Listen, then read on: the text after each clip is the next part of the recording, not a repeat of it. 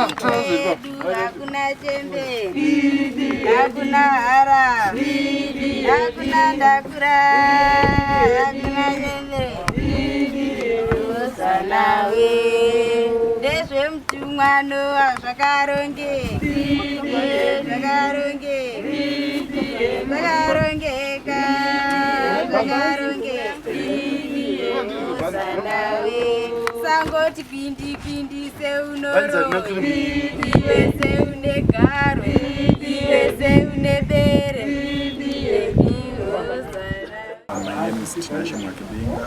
I'm the District Sanitation Officer of Apostolic Empowerment Trust here in Shorobwe.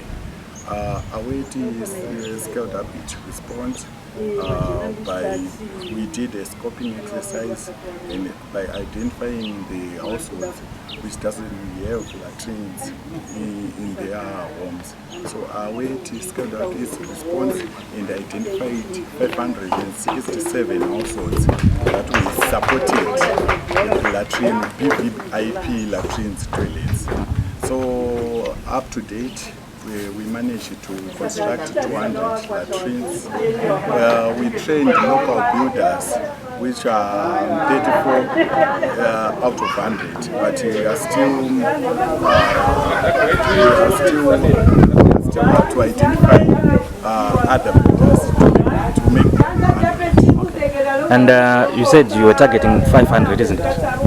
When do you think you can complete this whole? Like I said, up to date now we have 200 toilets and we intend to construct the remaining figure by the end of this year. Okay. My name is Sai. I'm the District Health Officer for our Apostolic Women Empowerment Trust. In short, Await. We are operating in 2 wards in Midlands, in Shuruk particularly. We are operating in Ward 19, where we are right here, Chironde and other villages. And we are also operating in Ward 18. We are doing a behavior change amongst the apostolic sect.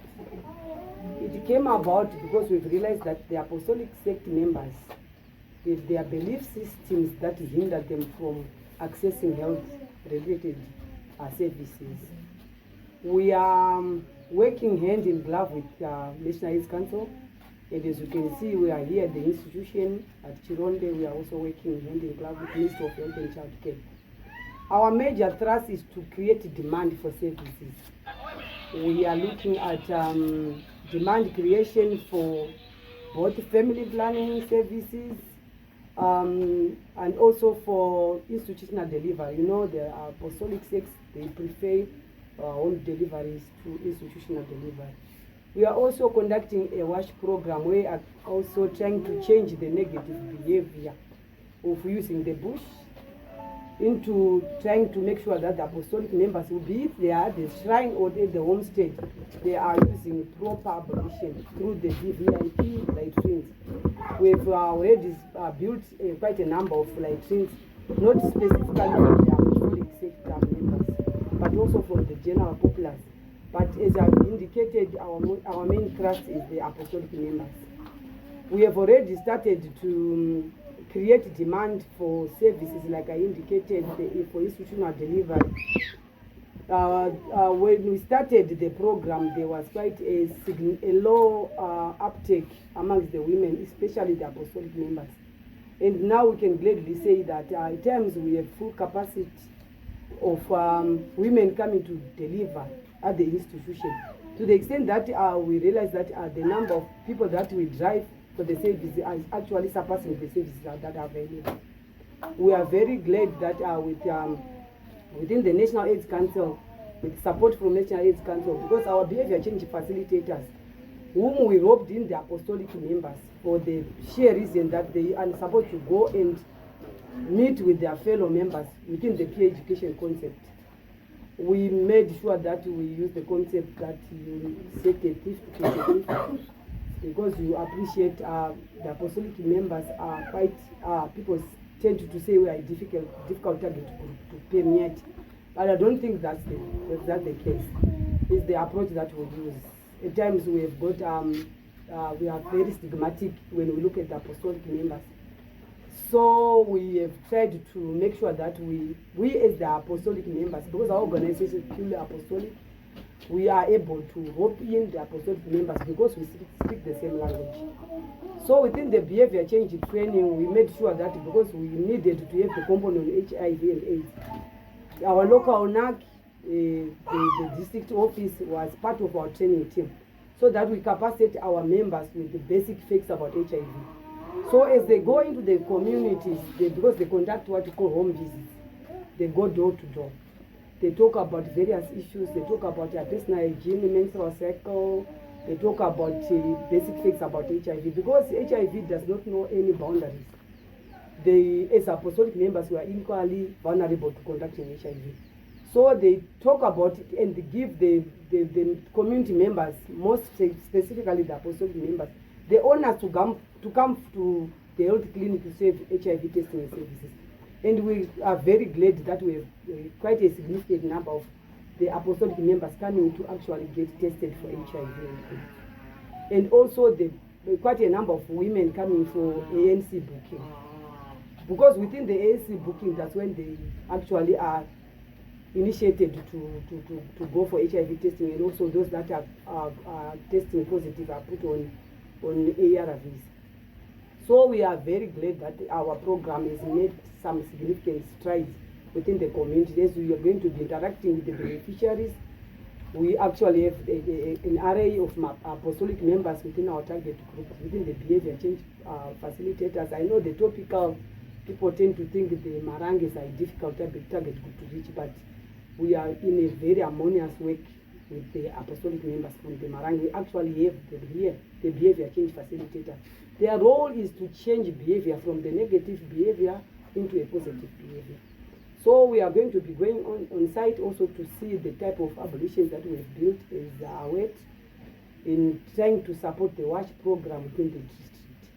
I think we are welcoming you here to Chironde. We have got a very cordial relationship with even our local councillor is very supportive. The local members are so supportive.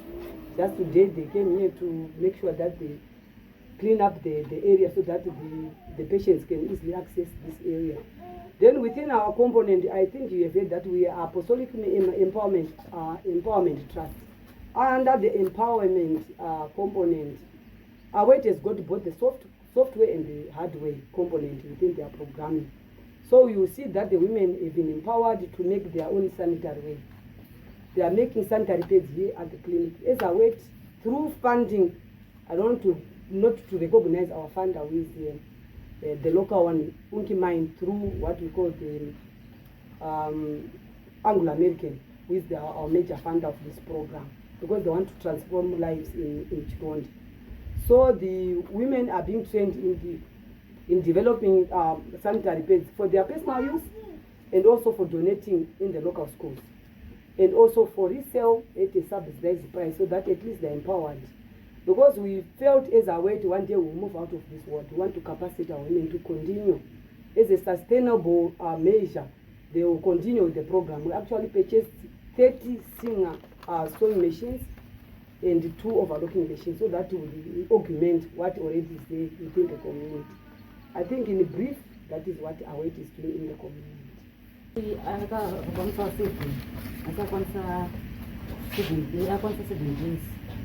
Perseverance ari makore 16. Perseverance akabatsirikana aweight pamusaka pekuti perseverance akamitiswa tisingazivi. Amitiswa tisingazivi perseverance akabva atogona mbeva vake tisingazivi kuti akamitisiwa. Mwana akaenda ane mwedzi achiti akaenda ukoko. Aenda ukoko kudanga nemwedzi 2 ari ikoko. Ndozvino havana kutaura. Ndopakadzoka kuno panakati ngazvoke kuno. Pakadzoka kuno kumwana ndakabva ndazvitora kuita mai kuti nai mwana wangu ndimudziwe mudzoini. Mwana akataura mudzoini, asi mudzoini pachina ndikaona kuti hazvina kukodzera kuti mwana aite. Mwana wangu mwanana, iye mukomana wachina mwanana plus mukomana wachina ndiwe chibhuru, maporokoza echibhuru. Saka ndikazvitora kuti mwana wangu ngagare pandiri. Asi paupenyu zvikurarama mwana wangu ndafunga kuti aende kusasa project. nekuti inini ndinobatsirika neamidhamidi saka ndinakana kukurudzira. Ndinonzwa blessing dzavo ndogara kuguta ruzhinji. Ndakabatsira pesi ndaingomuona achifamba saka mai vakanga munhu achishungurudzika chero iye plus ndiri next door wake saka nguva zhinji ndaingomuona ndichitaura naye. Pandakazotaura naye kusvika ndamubvunzisisa zvidaro ndobva ramba kutaura. Zvakazoita nguva yekuti murume wangu nemunin'a wake akazonomubvunza ndobva akataura. Ndandobva ndakangomuti apesi iwe sezvo wavati wava ne8 months usina kunonyoresa isu kubasa kwedu hakumbori nekuti uri underage. Saka iye vaiudzana muraini achingonzi ukaenda unosungwa. Ndikati aiwa usungwi hanji handichatangi kuenda newe kuchipatara ndangoenda newe kuna maerevesai then kana tadaro wozoenda kuchipatara. Pesi akabva abvuma mai vake vakabvuma ndikamukumbira ndobva vandipa pesi ndobva ndaya naye kuno Chironda. Ndobva ndakataura naMaerevesai ndobva pesi atouya akanyoresa ndobva akadotanga doitawo free. Pesi anga ari munhu aigara akangozvipandidzira asingakwanisi chero kutaura nevamwe nokuti aingosekwa chinhu chikangozikamwa kuti nemimba unosungwa menhako unofira mujere wenichi nemunhu akakumitisa. Saka pesi aingogara akasungikana. Akazoti nekuuya kuno patakazogara kuno kuvhiki hatichisona ndopakadotanga kutoitawo free. Unonota zvishuwa munhu akutofara saka mwana wake akunoponawo akanga atova munhu kwaye sikaiko zvino azopona kudoona kuti zvava nani.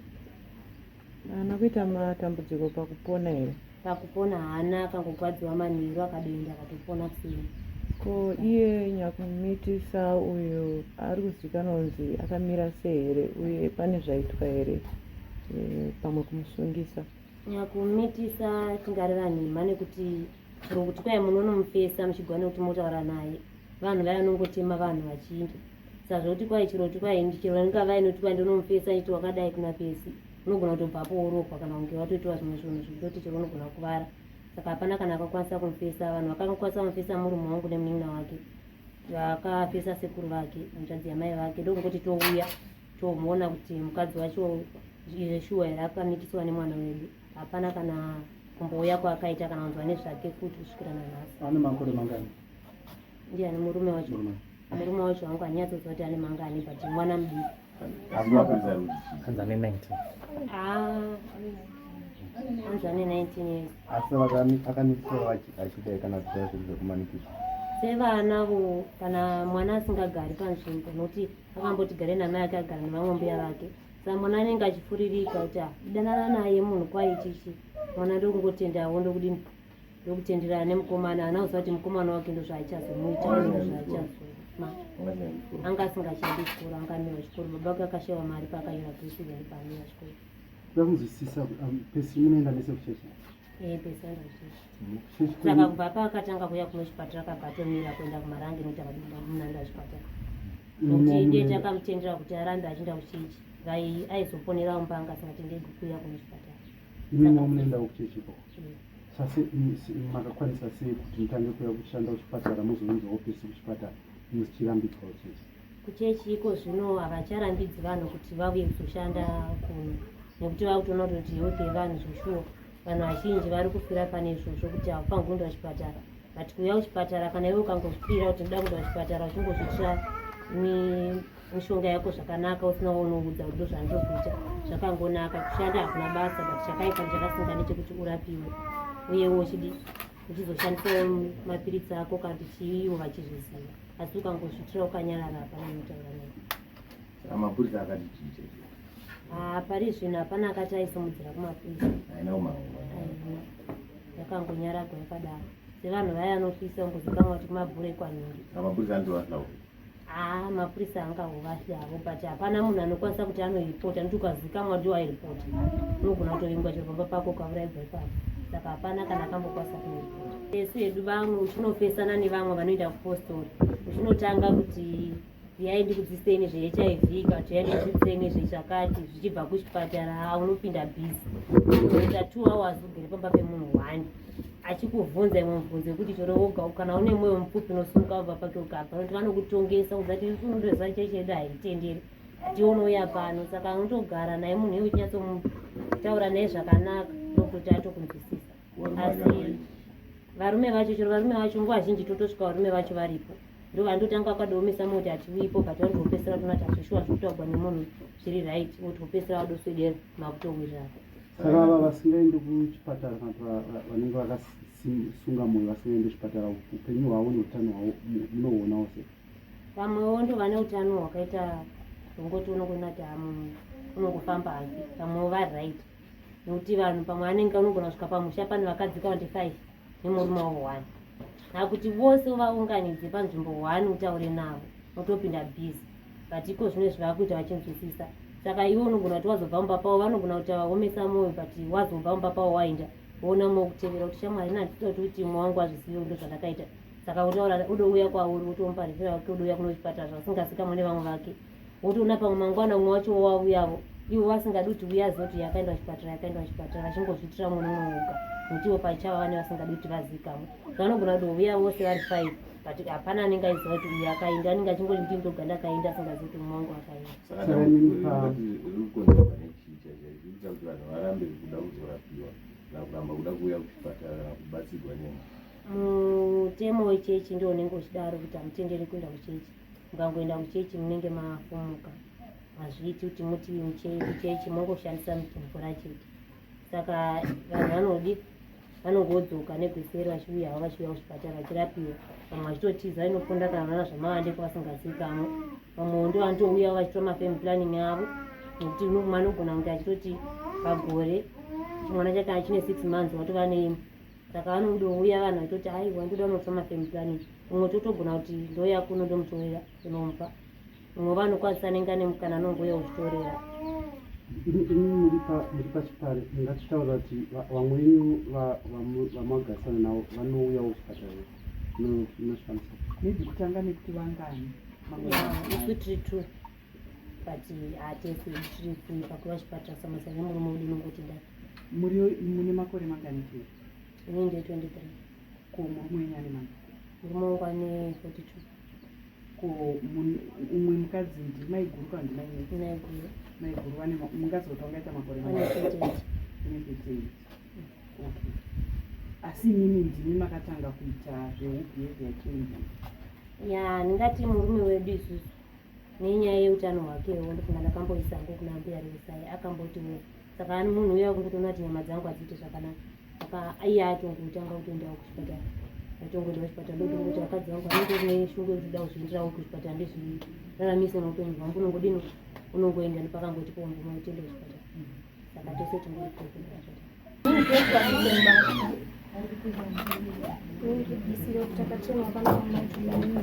pane zvinhu zvake tisingazivi nezvataiziva mukati memanavanatogara nemachechi otherwise muchechi ndaigona kuti ndichikosora ndonzika mwiri wakadii chechi ndopuwa muteuro ndichizopera asi patakakwana pakuhotera ndakadzidza kuti kana zvinge zvadaro ndokwanisa kuuya kuchipatara ndichindorapiwa pamwe ndine TB ndisingazvizivi ndichingondoroka ndichingosviba ndichingotsvukurika ndisingazivi ndichingopuwa muteuro muchechi chingoichi zvopera nezita raJesu asi kuti Mwari anobetsera mazvibetsera saka patakakuno kutrainiwa semabCA mabasic facilitators tava kubetserawo kumunharaunda kwatinogara pane umwe munhu wekuti izvezvo anenge ane mimba achizesa kuya kuonyoresa ndoya anomuonesa asi aiwa mimba yako sezvo yakuonekwa kudai ukanyoresa here mimba kwaunyoresi wangu pasi pe3 months in case of kaune chirwere cheHIV unokwanisa kudzivirira mwana kwati pai ari mudumbu kuti chiudzawo nemunharaunda kuti konzerwa kuchasa kumwana ane utachiona nekuda kuti urongwa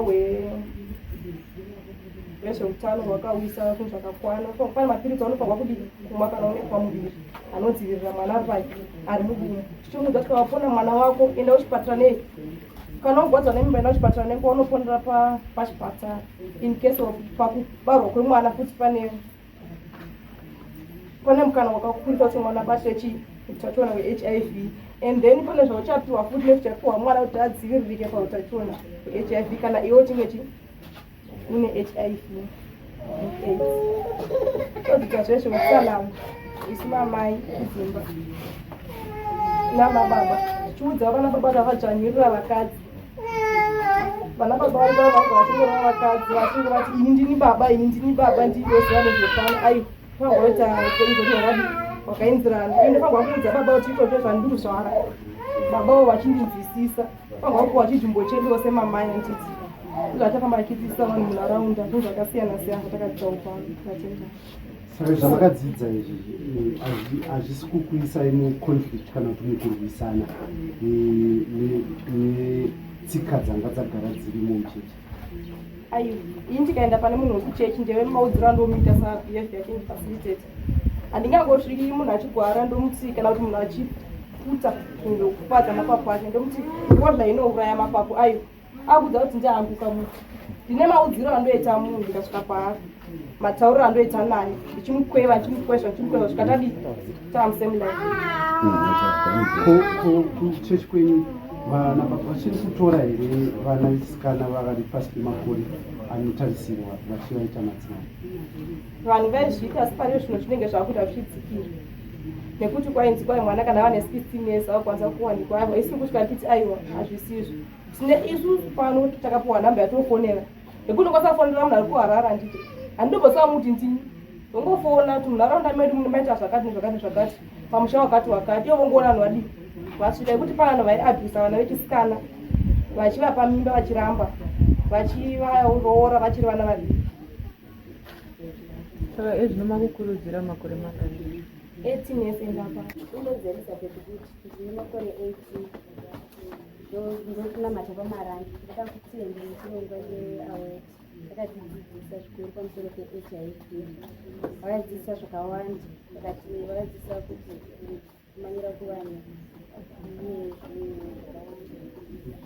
nepaklasi chechikwedu isusuedu vakadzi vakawanda vakatidzisa pamusoro peHIV kuti mufango kudzivirira mufango watesitwa HIV after 3 months yega yega mufango wange uchitesitwa HIV vandoda kuti nhamba dzekatidetsera zvikuru. Muchechi vari kutambira sei kuti zvavanomusaita isusu kana tichiuya kunoku hatitauri kuti tichira kuchipatara tichingotipinda kubva.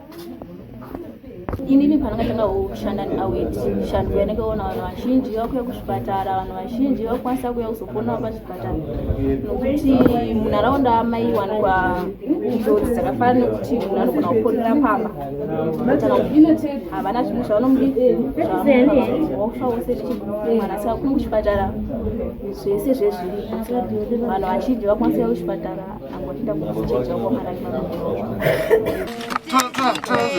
hakuna chembe hakuna hara hakuna ndakura hakuna chembe osanawe ndezvemutumwano zvakarongeka